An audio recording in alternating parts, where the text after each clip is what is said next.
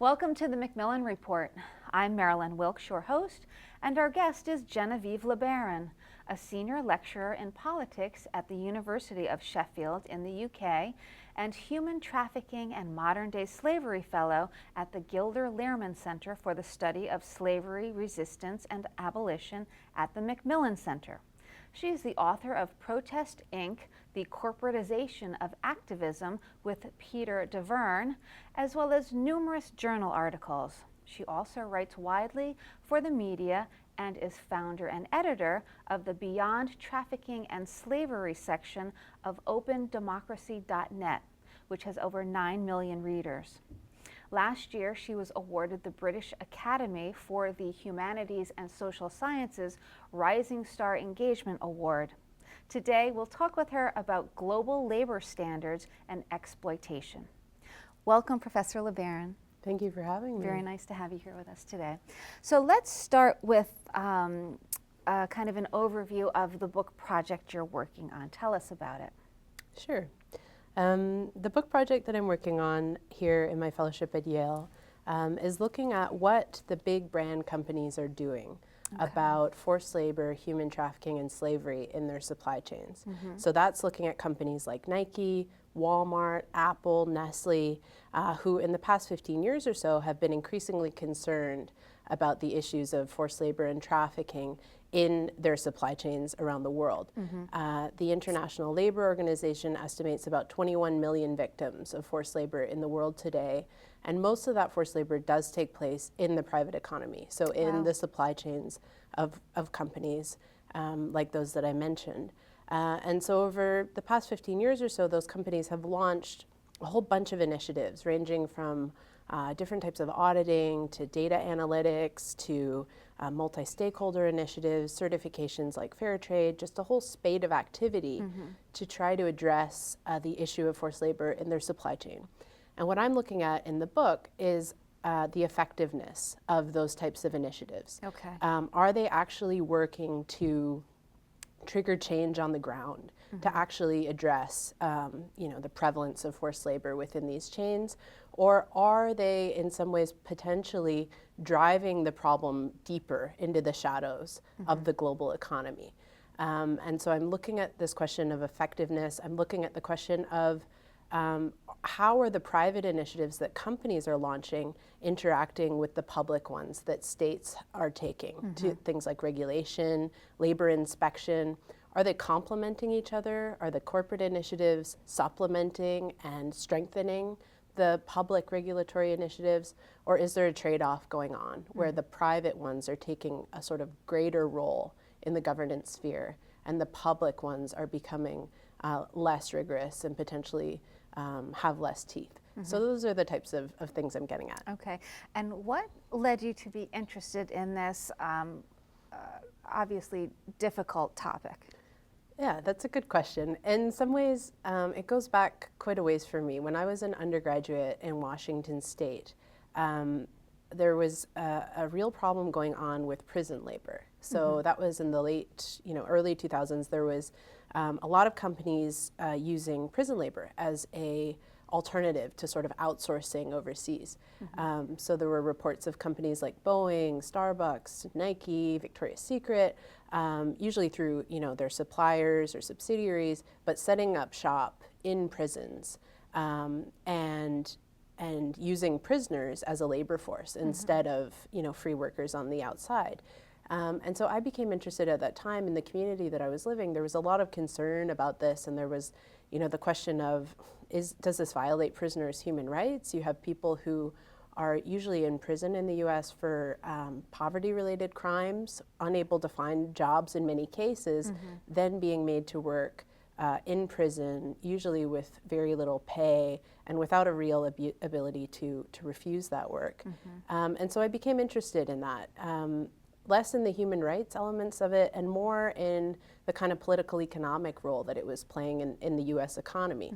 What were companies getting out of this in terms of it? But mostly, what was the government getting out of it? What was the government gaining by opening up their prisons to industry? And so I just became interested in that relationship between private companies and the private economy and forms of labor that are non-standard, that we tend to think of as being more antiquated. Prison labor, of course, goes very, very far back in the history of US capitalism and emerged in the sort of aftermath of slavery, and it was an exception to the abolition of slavery. So it's a form of involuntary servitude. So my interest really goes back to that point of these things that we tend to think of as antiquated relations. Why do they emerge? Why are they so resilient in the global economy? And why haven't the forces of modernity and the kind of modern corporation eradicated these forms of forced labor? And why did some companies seem to make use of them as an alternative to a public labor force? Okay. I think many people would be somewhat surprised to know that modern day slavery is happening as a part of corporate America. So I'm imagining that this is going on in countries where corporations do business when they farm out work overseas. So let's talk specifics. Give us a couple of examples of things that you know about that are currently going on. Sure, yeah. I mean, forced labor takes a number of different forms. It has been documented in almost every country in the world. So it's not exclusively a problem that's confined to the global south, though as you're saying, a lot of it does take place in the global south.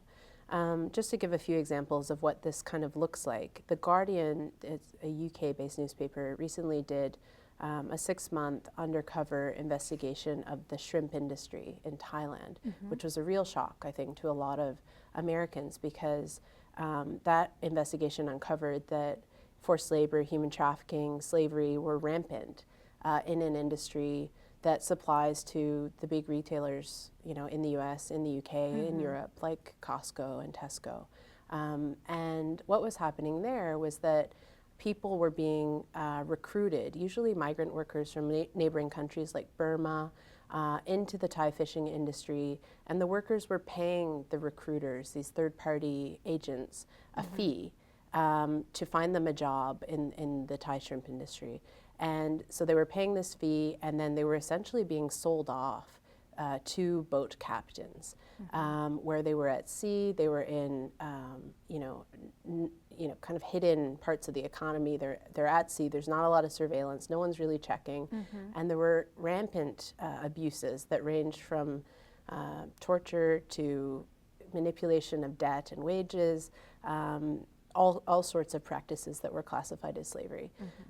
So that's one way that this can manifest. Another type of example in a more manufacturing industry would be Apple has recently taken a really important step in banning what they called involuntary servitude in their supply chain.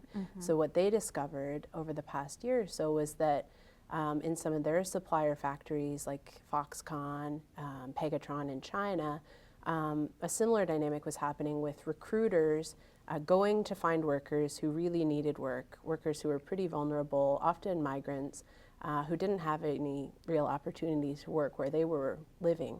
And so then they'd pay the workers would pay a fee to the recruiter. They'd end up in the supplier factory already very much in debt. So the fee might be a month's wages. And then that debt was used to impose very difficult working conditions, sometimes involuntary overtime, a lot of the dynamics we associate with forced labor. And so what Apple did, to their credit, I think, is that they said, workers can't be made to pay those fees. Actually, the supplier firm needs to pay those fees to the recruiter. And even though ultimately that meant Apple itself will be, having to cost that into their business model, they were willing to do that. So they've refunded $4 million recently to workers. But a lot of companies, that's a practice that happens pretty endemically within a lot of industries. And very few companies have taken that kind of leading role that Apple's taken to address it in the way that they have. Okay. In working on the book, how are you doing the research for it? I would imagine in a variety of ways. Are you talking to actual people in companies? where things like this happen? What are you doing? That's a great question.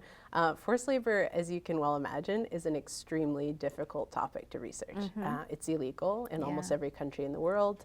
And for good reasons, companies and governments are very hesitant to give researchers access to their workers and supply chains. So one of the things I've been working on over the past couple of years is an initiative with the British Academy looking at methods for forced labor research. So that's been bringing together a number of us who are working on social scientific research on forced labor to talk about how we can strengthen the methods. At the moment, there's no country-level data on forced labor that's reliable. There's some very good case studies of forced labor by sector, so that have looked at forced labor in the electronics industry or in the garment industry or in a particular country.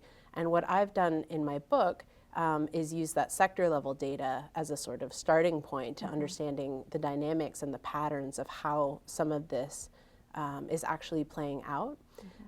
But what I've done in my book is I have about 3 different strategies of research that I've been carrying out over the past few years. So one is that I've looked at sector level data on forced labor. I've done some studies of forced labor in the UK, in the cannabis, food, and construction industries.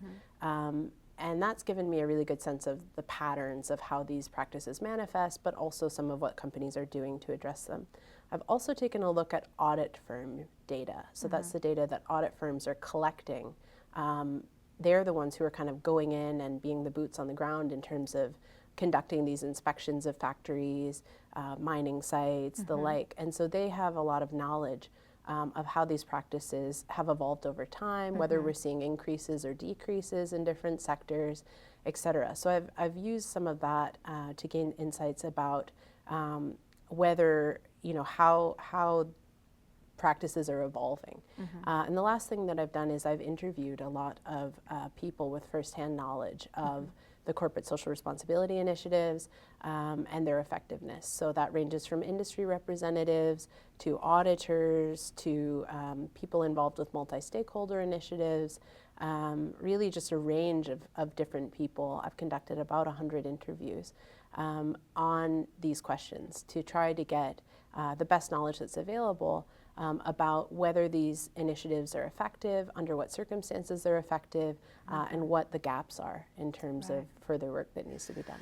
Okay, so what are the gaps in terms of laws that are on the books at this point? I mean, how are these people falling through the cracks, so to speak? I mean, that's a very good question. I think what we're seeing, you mentioned law on the books. I think one of the things we're seeing is that there's actually very good laws on the books of a lot of countries. And that the problem is coming, one of the main problems is coming in terms of enforcement of those laws. So in a lot of countries, labor inspectorates have been cut. The budget for labor inspection has been reduced. And so you have real challenges in terms of governments actually monitoring and enforcing their own laws. And in the wake of that, the private sector has really taken on a greater role. But what we're seeing is that some of those initiatives like auditing don't necessarily work as well as the public sector initiatives to inspect factories. And so there are a number of challenges that come up in relation to the private sector having really taken on board the issue of forced labor trafficking and slavery, but not necessarily pursuing the types of initiatives and policies that seem to address the root causes of these problems on the ground. So what do you suggest to help fix the problem? What do you think would work? I think that's a very big question. Yes, I know, and I know I'm putting you on the spot, but what are your ideas? Yeah, I think that what we need to start looking at is we need to start looking closely at the root causes of the problems within business models. So there's been a real attention to the symptoms of the problems of forced labor, addressing the worst exploitations and really trying to break those people out of slavery type situations, and that's been really important work that NGOs and others have conducted. But what we need to start looking much more closely at are the root causes of why these types of exploitation are thriving in the first place. And that gets into questions around things like subcontracting, the relationship between the big brands and the suppliers in their supply chain. It gets at questions around the price of goods. You know, there's been a lot of pressure going on to produce goods more and more cheaply and sell them more and more cheaply. And that can create some real risks around labor standards, because it's very difficult to produce goods quickly, cheaply, on time, deliver them to the retailer, and do it in a way that honors good labor practice. Right. So you've seen, on the one hand, a rising demand for sub-minimum wage labor, which can sometimes take the form of forced labor in supply chains. And on the other hand, a burgeoning supply of people who don't have decent work, who are entering into very vulnerable, risky types of jobs. So you need to be able to combat both of those sides of the root causes, the supply and the demand issues around forced labor in supply chains. Okay, ultimately, you know, what are you hoping people will take away from your book? That's another good question. I guess I'm hoping that people will take away the idea that these are systemic issues. There's been a lot of attention on, you know, different sectors. So the effectiveness, say, of fair trade on coffee growers in Guatemala, or these types of, you know, can we really look at effectiveness on this micro scale and combat these issues on a micro scale?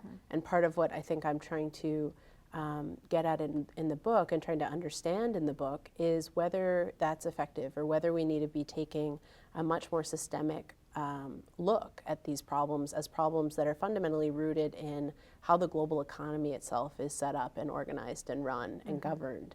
And so I think that reframing forced labor and trafficking and slavery as global economic problems that are really deeply rooted in the broader structures of the global economy, things like inequality, things like the power of companies via governments, et cetera, is what I'm really hoping to understand and to raise questions about in the book.